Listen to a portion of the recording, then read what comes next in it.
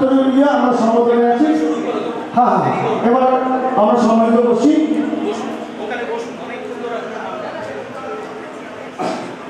একদম দিয়ে দেওয়া শেষ করে দিই। আচ্ছা এবারে উত্তরপাড়া রাজবাড়ি মুখোপাধ্যায় বাড়ি, যাদের জন্য প্রথম পাবলিক লাইব্রেরি পেয়েছিল বাংলা, উত্তরপাড়া রিডিং লাইব্রেরি, একের পর এক নতুন নতুন কাজ তাদের বাংলার সমাজের সংস্কৃতিতে, সেই বাড়ি বিখ্যাত বাড়ি। তার পাশেই দাঁ বাড়ি, সুলগ্না এসছে, সুলগ্না দাঁ, কদিন বাদে ইউনেস্কো যাবে ওই বাড়িতে, প্রতিনিধি দল বিদেশে। সুলগ্নাকে বলেছিলাম যে লাল পাড় সাদা শাড়ি পরো আর কিছু গয়না পরো, ওদের বাড়ির গয়না বিখ্যাত লাল বাড়ি। ও বলেছে সবাই লাল পাড় সাদা শাড়ি পরবে বলে আমি একটা অন্য রং পরে আসবো। খুব সুন্দর লাগছে, থ্যাংক ইউ। তার পাশে আরেকটা অসাধারণ বাড়ি, এটা সম্বন্ধে এক লাইন না বললেই হয় না। তাদের নামে সবচেয়ে চওড়া রাস্তাটা উত্তর কলকাতা বি.কে. পাল অ্যাভিনিউ।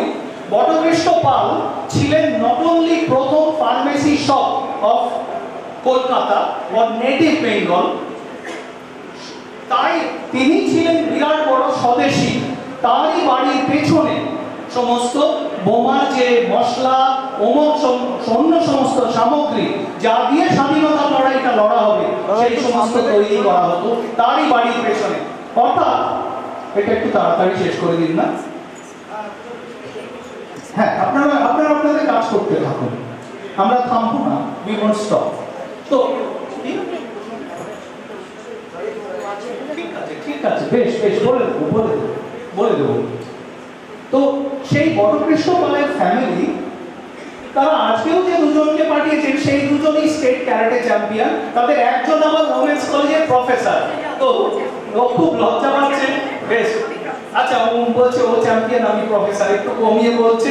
অমৃতা নাথ এবং স্বস্তিকা পাল দুজন উজ্জ্বল ভবিষ্যতের নক্ষত্র। সবচেয়ে বড় কথা, আমি যেটা বারবার চেয়েছিলাম, ফিমেল রিপ্রেজেন্টেশন, অর্থাৎ বাড়ির মহিলারা এগিয়ে আসুক আজকে আমার এই অনুষ্ঠানে।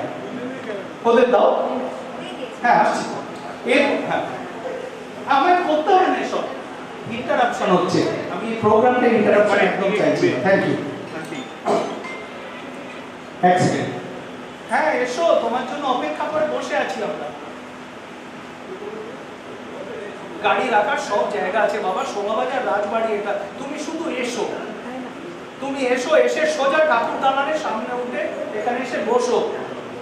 এখানে সবাই রয়েছে, কাজী নজরুলের বংশধরের জন্য অপেক্ষা করে আছে। এসো এসো এসো এসো।